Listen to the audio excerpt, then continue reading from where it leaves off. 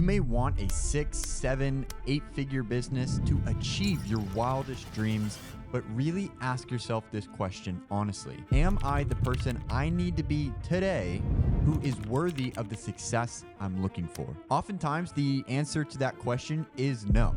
We are not the person we need to be who is worthy of the success we're looking for. And again, that is okay. But the moment you can be truly honest with yourself and answer that and say, no, I'm not, you can actually begin to make progress. In this video, I'm going to be breaking down the 7 evergreen principles you will need to constantly level up in your life and become the person who is worthy of all the success you're looking for. And notice how I say evergreen.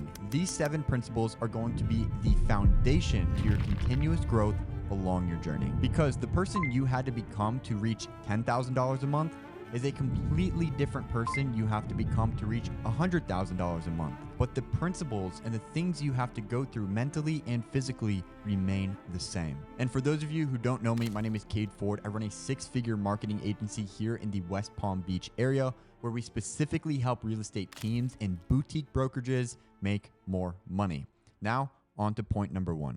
Don't think, just do it. The average person will spend hours, days, months, and even years thinking about doing something instead of just starting the moment they had the idea. And they don't realize how much time and money they're wasting by simply not taking action. A prime example of this is Alex Hormozi said it took him 4 years to build a website and only a day to actually do it. Meaning that he thought about, oh, how can I make this website? Oh, how can I do this? For 4 years before he actually just looked up a YouTube video or hired a coach or something to teach him how to do it. And I don't even think he did that. He simply just figured it out within a day. Imagine if he did that 4 years ago, how much further and how many lessons he could have learned so much faster. Now imagine if you simply did the same thing, because I can tell you right now, there is a good idea in your head. You have a good idea.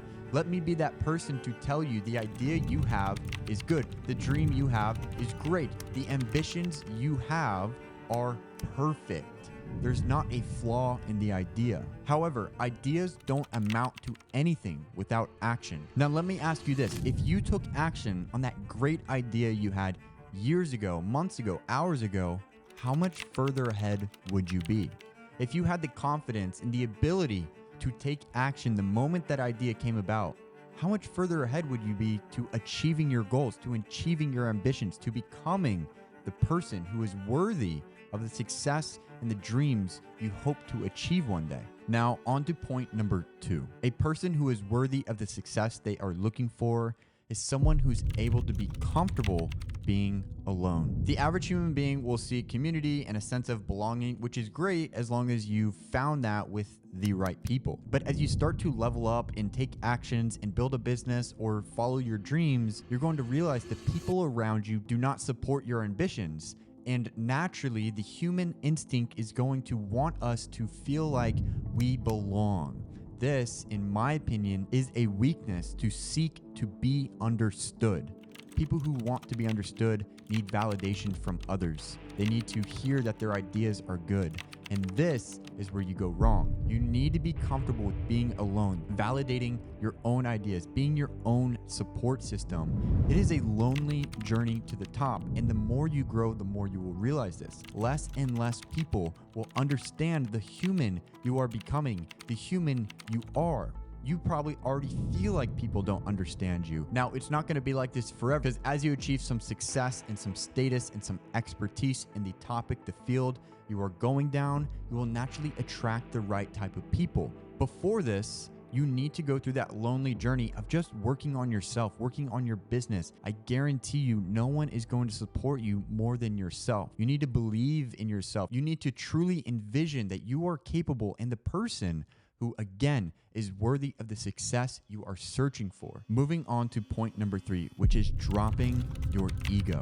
Now, I'm going to be honest, this is probably going to be one of the hardest things you do. But as you do it more, it's going to get drastically easier. Believe it or not, most people won't get started because they simply don't know what to do. It's very actually easy to get started. You have something you're trying to do because you saw someone else probably do it, so you have proof it's been done.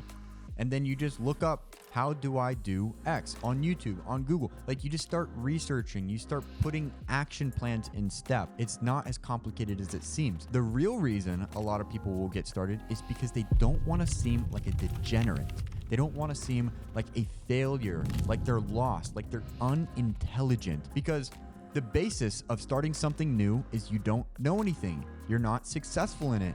Who wants to be seen as someone who's unintelligent and unsuccessful? A lot of people would say, me, I don't want to be seen that way. Even now, I can say I don't want to be seen that way, but I can drop my ego and understand I don't know everything. And it has been a solid foundation for me to consistently grow and ask for help from others who are more intelligent than I am on a specific topic or this or that, and just be open to asking for help and saying, I don't know this. Can you help me? And even paying people to help me. I have no problem admitting this. But what the average human will do so they don't appear unintelligent and like a degenerate is they will sit in the stands and become a spectator to life. They will not take any action themselves and constantly just go with the flow of what the rest of the crowd is doing. Bringing us on to point number 4, which is you must be okay with being the defeated as well as the victor. On your path of self-growth and development, building a business, your biggest enemy, believe it or not, is not competitors who are already being successful in the space. It's just not. Your biggest enemy, and as cliche as it sounds, is you. It's all the internal struggles and conflicts that you have to deal with, which could be as simple as not checking your phone, or if you're a single guy, downloading dating apps and chasing women, or even a harder one than both of those combined is simply believing in yourself. Along your journey, it will be completely normal to have doubts and disbeliefs of, can I actually do this? Am I capable of achieving this? And the truth is, yes, you are. But it's normal to have those thoughts, and I need you to pay attention to what I say next very carefully. You need to see the excitement in having these doubts and disbeliefs. You are only having these doubts and disbeliefs because you are pursuing a path of growth, because you are becoming the person who is capable and worthy of achieving the success you are looking for. A path of comfort is one that is a solid and already paved road. It's the traditional average human lifestyle, the go to school, high GPA, good college, or college in general, graduate with a degree, go and get this job that maybe pays you 6 figures a year. There's no freedom in that. There's none. And for the rest of your life, unless you make enough money to diversify your portfolio young, you are going to be stuck in the rat race where every day you have to wake up and go and work for somebody else, never having the freedom to truly choose what you want to achieve in life. So yes, on this path of growth and development and achieving your greatest ambitions, you will constantly have doubts and disbeliefs that you can actually achieve what you're trying to do. Again, you need to see the excitement in this and keep moving forward. Bringing us to point number 5, which is having control over your attention. Now, alongside ego, this is going to be one of the hardest and more difficult skill sets to develop, because it could also be labeled as delayed gratification. You see, as a society, we are getting so accustomed to instant gratification from Amazon same day or next day delivery. I mean, hell, you can get your groceries delivered now. You have instant dopamine hits from social media. You can have fast food delivered straight to your door, and even porn.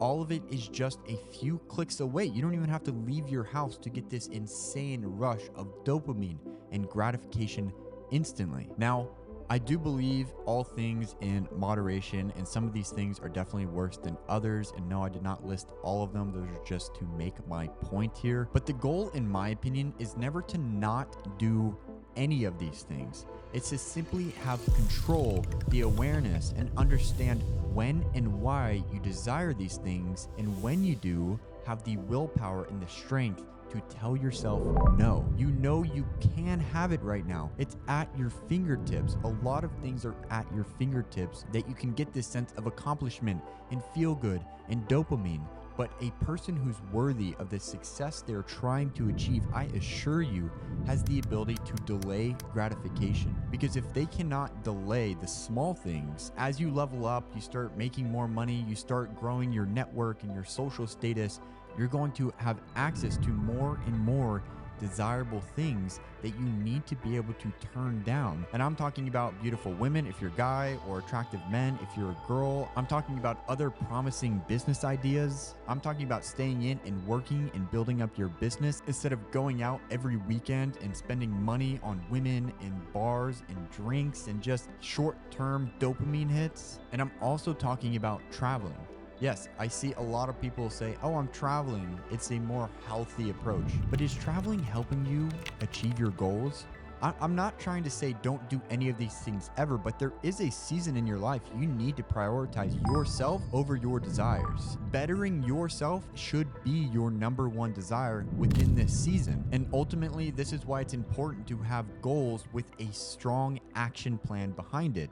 Actual steps and processes to achieve your biggest goals, because after you identify what you need to be doing to help you achieve those goals and achieve those desires and better yourself and your family, it's so much easier to identify and resist all the distractions that don't get you there. Bringing us to point number 6. And before I tell you what it is, let me ask you another question. If you simply asked for more than what you believed you could get your entire life, how much further ahead would you be? This could also be summed up as confrontation. Someone who is worthy of the success they're looking to achieve is a master at respectful confrontation. Now, there is a wrong and right way to be a confrontational person, as well as a time and place to be confrontational. The 3 filters I could come up with that I feel like I use when I'm in confrontational situations is this. 1, is this person worth my time and attention to try and speak to? People in my life that I would say answer yes to that question are going to be friends, family, my partner, or other close relationships. But the people that answer no to that question are going to be loud, obnoxious frat guys who are overcompensating for attention. It could be homeless people who are telling you look ugly. Like, there's just a difference in characters that it's just not worth your time to get into an argument or draw out a huge big scene for. The second filter would be, is it the right thing to do for someone else? For example, a bully is a confrontational person in the wrong way. They're bullying someone and putting them down. It's a bad way to be confrontational. However, if I step in and stand up for the person who's being bullied, I'm being confrontational in a good way. The third filter is, am I being disrespected? If the answer is yes, say something. Now, you don't have to blow up and make a big scene and let everyone know you're angry and you're being disrespected. There's a respectful way to do this. It could be as simple as if someone's talking down to you, belittling you, or says something to you that you know you're being disrespected. If you have the opportunity, you can pull them aside and let them know how you feel in a respectful way, and let them know hey, I'm not going to stand up for this. That is completely respectful. And if they listen to you and they're a mature human being, they should be able to have that conversation. And if not, you should honestly just leave the group you're in and go and be okay being alone. Going back to point number 2. However, if you don't have the opportunity to pull them aside and, tell them, hey, I will not be spoken to like this in a respectful manner, then you still need to say something in front of the group, because you're being disrespected. You have all the right to speak up for yourself. And if you don't, people are going to assume you are allowed to be disrespected, because unfortunately, someone who speaks that way to others feels like they are above everyone else and they don't abide by the same rules you do. And you speaking up could mean everyone in that group doesn't like you. And you know what?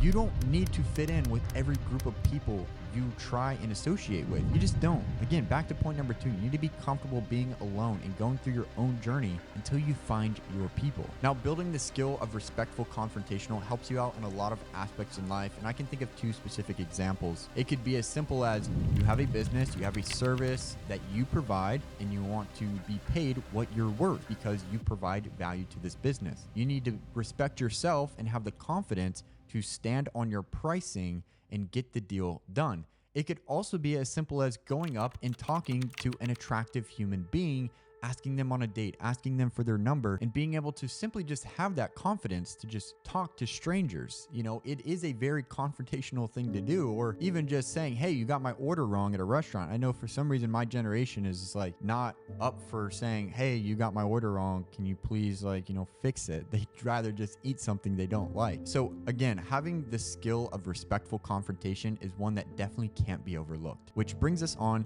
to point number 7, which is emotional mastery. To be worthy of the success you are looking for, you need to have control over your emotions. As I've mentioned before, there will be plenty of times along the way that things simply don't go your way, and you will be upset, you'll be angry, pissed off, sad, want to cry, and it's okay to feel these things. However, externalizing these emotions publicly is not, and you can't let them continue to control your life. The key word here is publicly externalizing those emotions, because bottling them up, I would argue, is even worse. It is important to find healthy outlets to get these negative emotions out. It could be as simple as crying or getting mad and throwing shit at a wall, safely by yourself, or screaming into your pillow. However, I generally took the route, and I know it's not for everyone, but I enjoy going to therapy where I can unbiasedly talk my darkest, deepest thoughts to someone who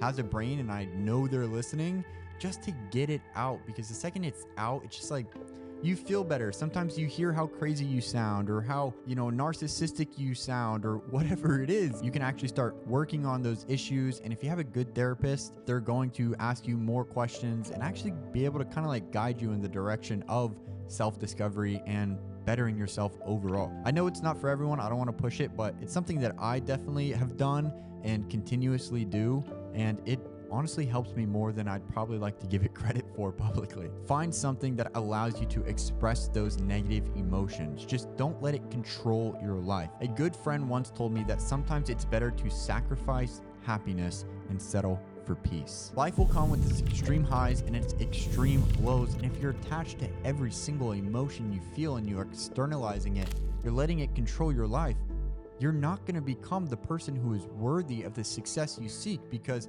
every single emotion is going to be a distraction. It's going to lead you down this path. It's going to get you in bad graces with this person. It's just a whirlwind of bad opportunities and ultimately bad business. Now, I promise you, if you can embody and develop the skills of these 7 evergreen principles, you will not only see consistent growth in your life, but in your business and in your relationships. And if you take one thing away from this video of how to become the person who is worthy of the success you seek, is that the average person wants to grow comfortably. They want to be able to put themselves out there comfortably, and that's just not how it works. So I leave you with this. Don't let the emotions of today rob you of your success tomorrow.